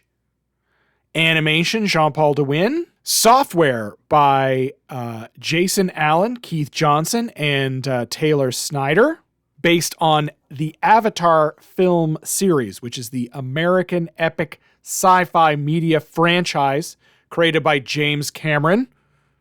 Avatar is set in the mid-22nd century on Pandora, a lush, habitable moon. The film's central conflict is between the indigenous Na'vi and the humans who look to harvest the vast natural resources of Pandora. The film invokes themes of family, environmentalism, corporate greed, and colonialism. Did you see Avatar? No. God. Avatar is from 2009. It holds the record for the highest grossing motion picture of all time with a $2.9 billion box office. That was followed up with Avatar: The Way of the Water, which was released in 2022 after many delays because they didn't have the technology available for like 20 years to make motion capture underwater. It had a $2.3 billion box office. The latest installment, Avatar: Fire and Ash, was released on December 19th, 2024. 5. So you've never seen Avatar. No. Do you remember the 3D revolution in theaters? Kind of. I mean, I know they plugged it a lot. The spectacle for Avatar was that it was a 3D movie like no other 3D movie before it. So before 2009, 3D movies were not really a big thing. They were like every now and then. Not even in the 50s? No, but I mean, every now and then there'd be a 3D movie, but this was like unlike anything before it. Okay, is it as good as Friday the 13th 3 in 3D? Right. So that's kind of what I'm getting at, right? It was like, or what was there? Wasn't there a Piranha? Wasn't there a 3D Piranha film? I think there was. I just remember the Friday the 13th one where he fires the, what is it? Not an arrow. He has like a gun. He fires the projectile, whatever, and it comes right at you because it's 3D. And there was that awesome Muppets thing at Hollywood Studios, which was Jim Henson's last Muppets thing. And it was a 3D kind of event, right? But 3D was not a thing. Now, 3D is like every other movie, or every movie has a 3D version of it. The draw for Avatar was come see James Cameron, who hasn't done anything since Titanic. He spent hundreds of millions of dollars to make this 3D movie. And when I sat in that theater and I saw the 3D like depth that was created, like windows, and behind the window a person holding something, and then behind them was like a screen that had animations, and that is why it did like $3 billion at the box office. James Cameron, we all know him from what? Terminator 2. Terminator, Aliens, Abyss, Piranha 2.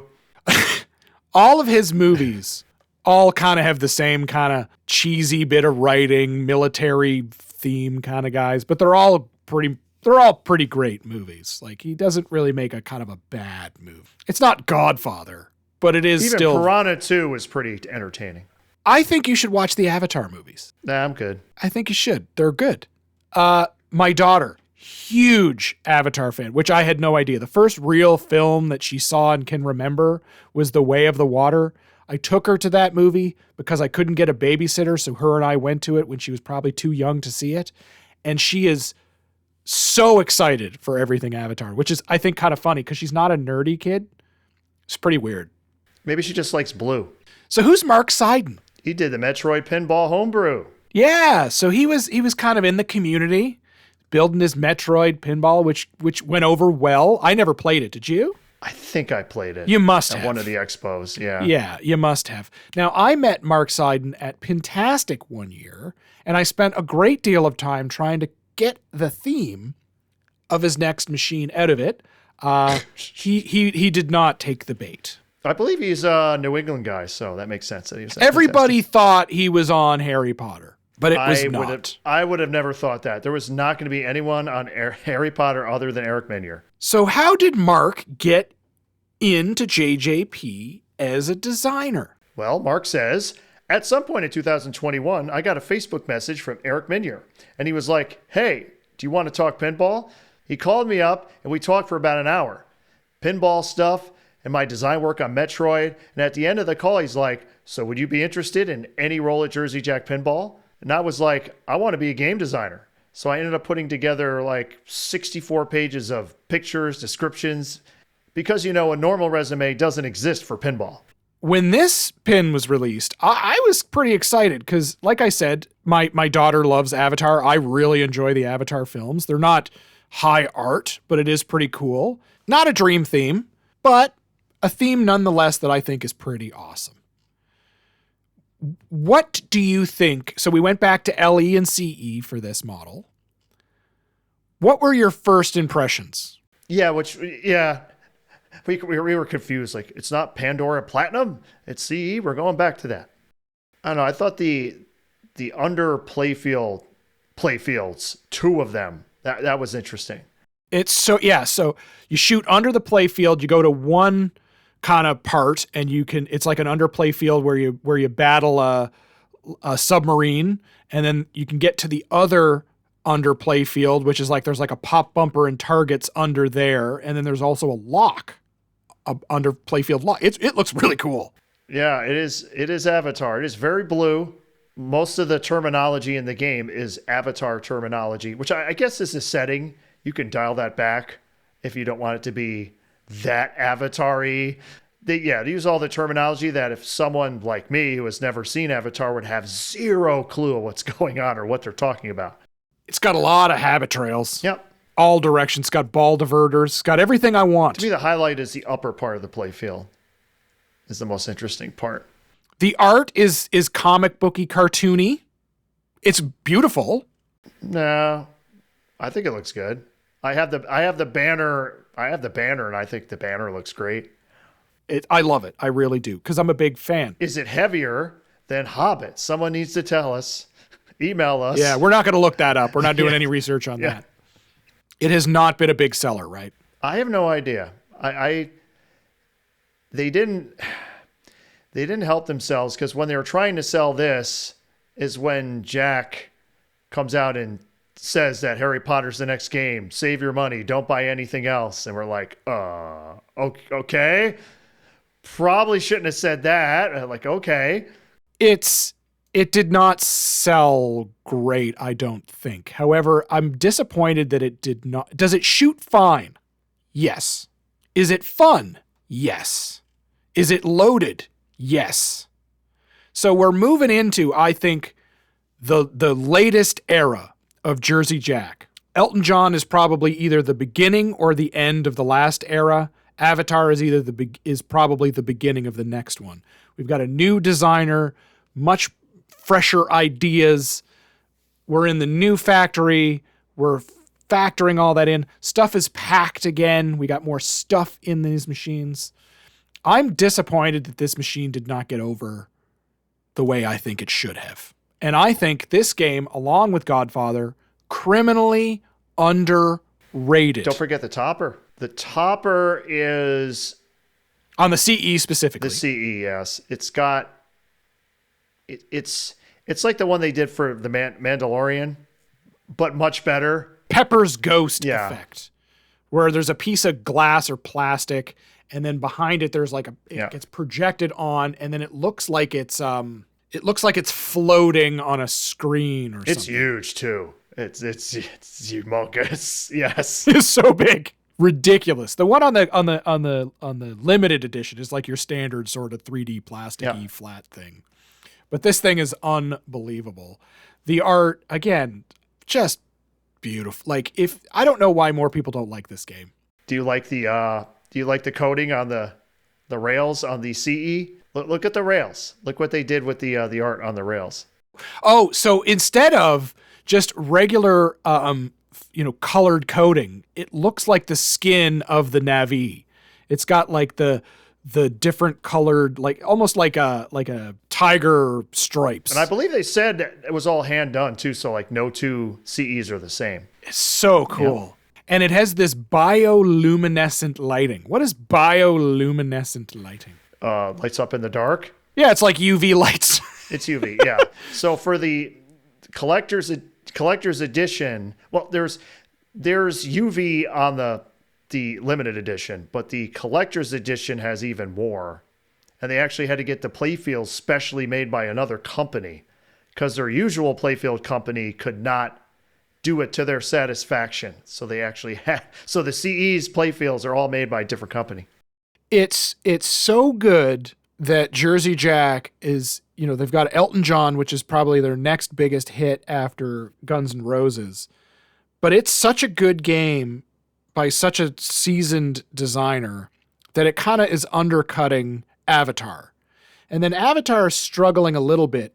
I think it needs more time to sort of percolate for people to see how good it is. And then all of a sudden it's like, hey, your other dream theme, Harry Potter, is coming. Yeah, please don't spend any money. How many people are like Avatar fanatics as opposed to, I think most of the 2.9 billion or whatever that have seen it, they saw it probably once. And like, oh, that was cool. I don't know if they're hardcore Avatar psycho fans. I think that's what like another thing that hurts it. Avatar did not go the way of Star Wars and has not gone the way of Harry Potter. Like everyone knows who Luke Skywalker is, they know who Han Solo is, etc. Even if they've never even seen Star Wars. Exactly. Avatar is great. I like Avatar. I enjoy Avatar, but I feel like Avatar is like if a corporation is like, hey, you have to like Avatar. Avatar is big. You know, Avatar is amazing. You need to like Avatar. We're going to make Avatar forever until it is Star Wars. You know, I get it. It's sort of like, feels like it's almost being forced on you as a franchise. I don't know, maybe in 10 years, maybe in 15 years, it'll be different. Maybe it will actually be one of these franchises that hold such high regard. But we've touched on it. We've mentioned it a few times. Harry Potter is the next release. This is the culmination of everything. If you listen to Jack, this is everything they worked for from the start, 2011, when they started. This is like the culmination. This is it. This is the ultimate license that everyone has wanted since I can remember, since they've been making the movies. Everyone has wanted this. And here it is. Full assets. We have everything you could possibly want. And we're going to try to put it in this game. So exciting. Harry Potter. I like Harry Potter. I'm not way in on Harry Potter like some people. I like Harry Potter. Like the films. I've been I haven't read the books through, but I'm working on the books. I like Harry Potter. It's not Star Wars for me. It's not it's but for some people this is it. Yeah. This is the Star Wars of my generation. I've never seen any of the movies, but I know who the three main kids are. Yeah, that's the thing, right? That's how you know it's transcended. The game design by Eric Minier. It's got engineering mechanics by Dan Lanchik and Nick Jensen. Software by Bill Grupp, Duncan Brown, Joe Katz.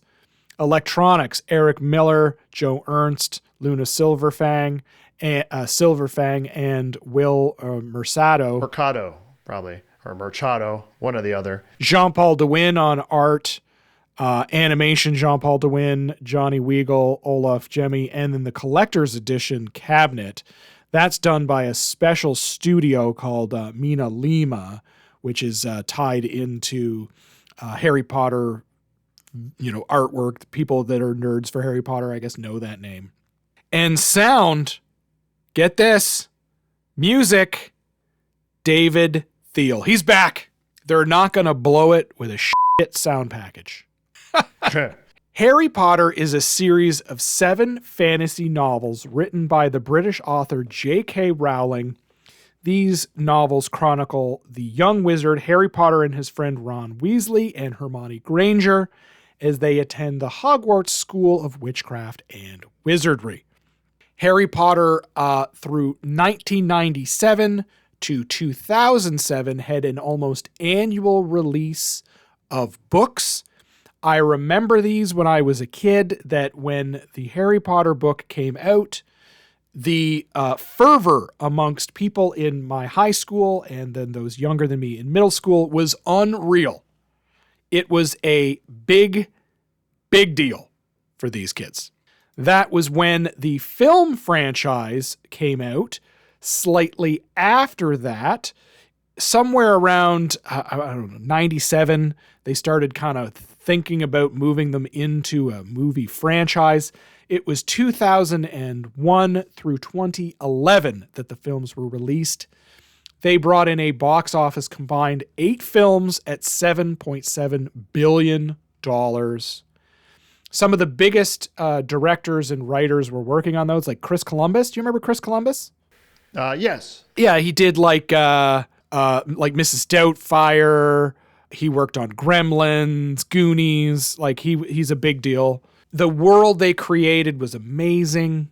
The direction, the screenwriting, it was all great. The films are as good as the books, if not better. And that bred this amazing franchise. You can go to the Harry Potter world at Universal Studios in Orlando. There's 3 different worlds there now. It's something else. So it's a big franchise. how did Jersey Jack get this franchise? Well, lots of people were trying to get that license, including Joe Kamenkow, which I assume for Stern to make it. Yeah, so he did Batman 66 with Kapow. He did The Beatles, which was like by then the biggest, most expensive license ever. Jack got the license, and then Joe immediately posted on the internet that Jack got the license. Yeah, so he torpedoed that almost immediately. Like, that's pretty petty. That is pretty petty. And then Jack said he had the Harry Potter people coming back to him like, "What's this? Like, who is this? Like, what's going on? Who's here?" this Joe Kamenkow guy? So we knew this was coming. It was not a worst kept secret ever. Like, everybody knew GNR was coming, but this was even worse than that. I think every Jersey Jack title, everyone's know what's coming. Yeah, they're like a screen door in a submarine. It's brutal. I think somebody that worked there left, and then they posted like the next 5 games on Pinside or something, and that's how we got the list. But I think they finally ran out of those titles, so now it should be hopefully harder to figure out. Now, Eric Minier, one of those huge Harry Potter nerds, I recall. Like, this is a part of his history, a part of his life.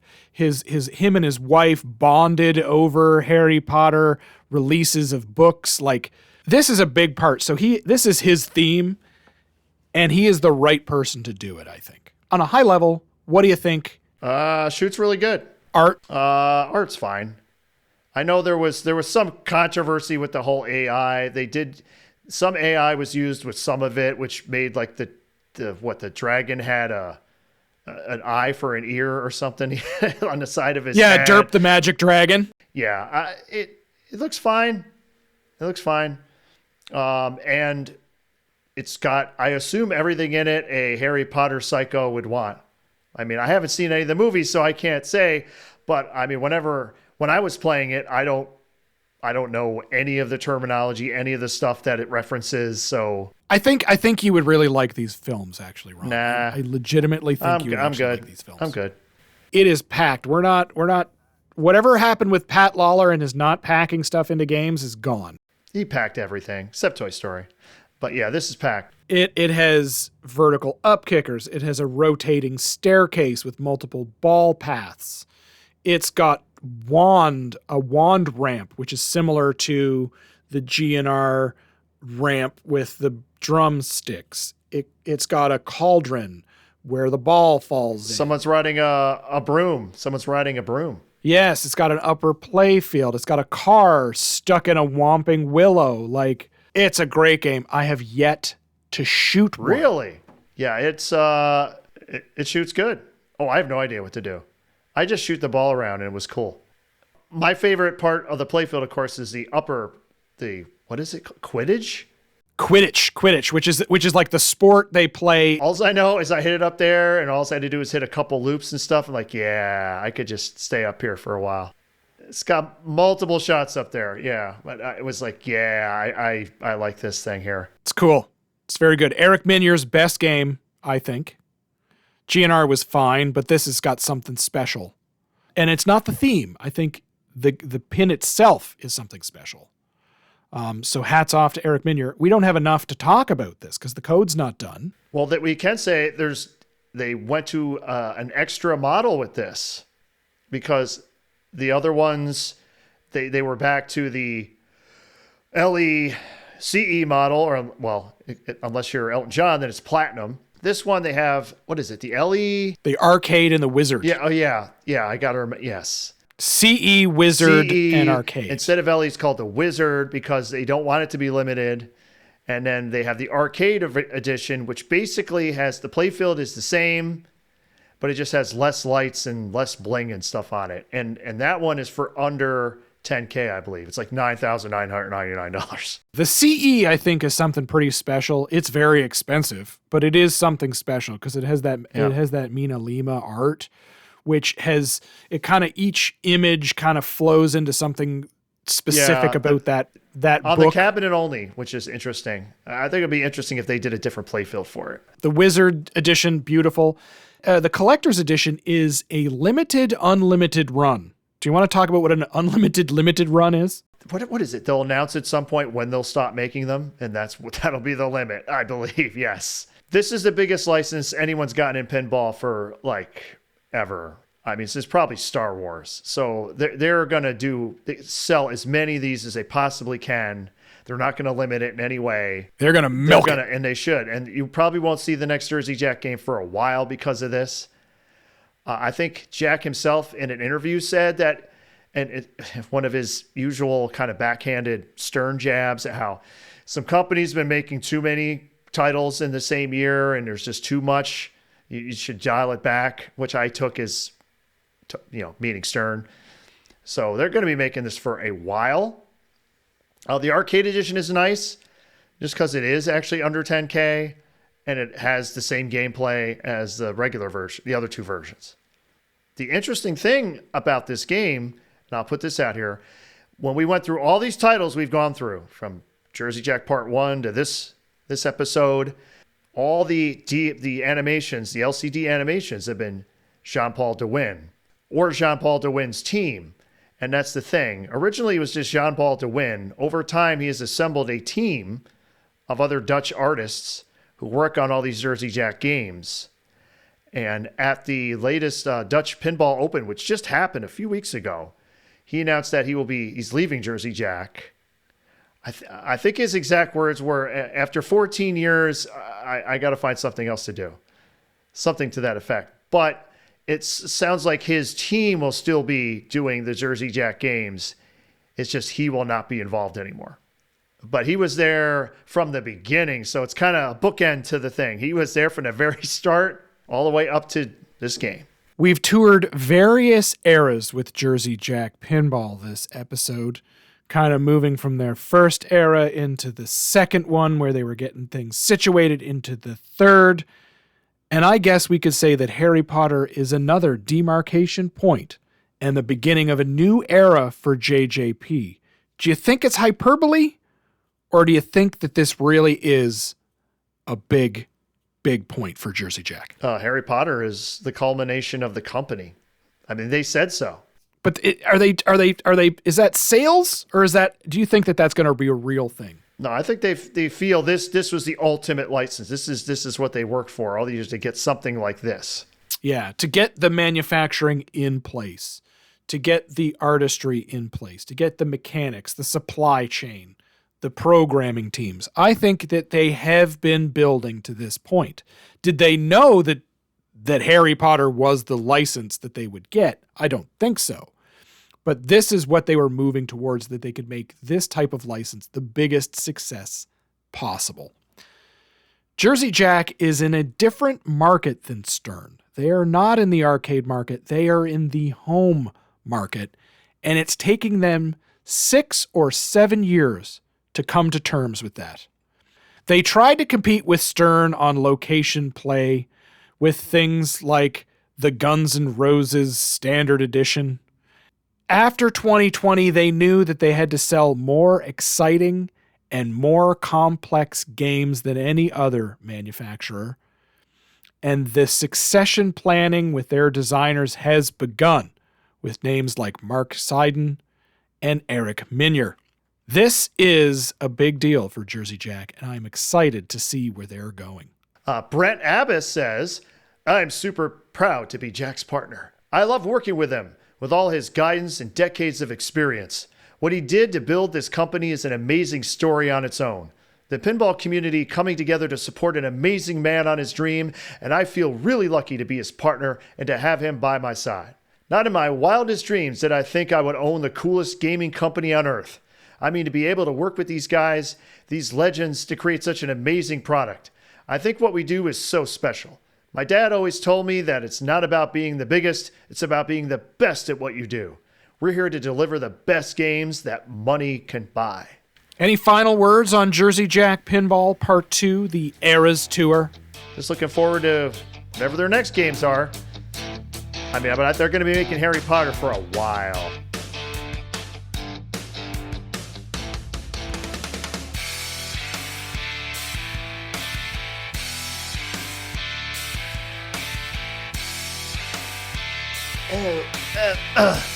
past my bedtime. As always, you can send your comments, questions, corrections, and concerns to silverballchronicles@gmail.com. We look forward to all your messages, and we read every one. Please subscribe to us on your favorite podcatcher. Turn on automatic downloads so you don't miss a single episode. Remember to leave us a 5-star review. That way more people can find us. Join us on Patreon to support the show.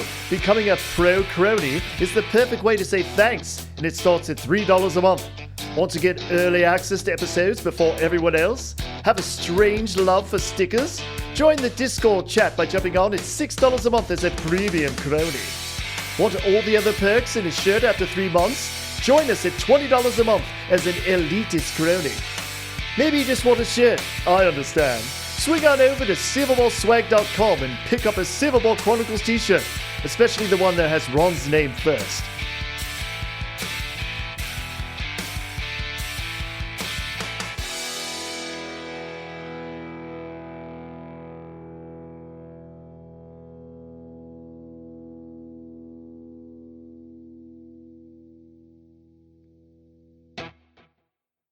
Nothing's bringing them back. They're dead, Jim.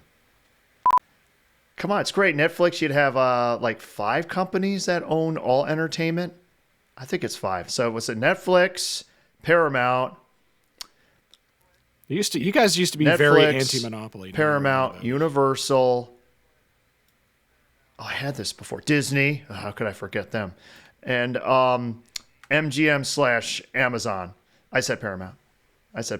Yep. So that would be 5 that are like everything. But on the bright side, the original Star Wars is going to be released in 2 years in the theaters. I will be there. I will actually attend that. He's in Ghostbusters, you know. What? Yeah, Ron Jeremy's in Ghostbusters. The original Ghostbusters? Yep, he's one of the extras. You can see him in the back. He's got the mustache and everything. As soon as you see him, it's just like every time you watch the scene now, it's like, oh, look, there's Ron Jeremy. That's so funny.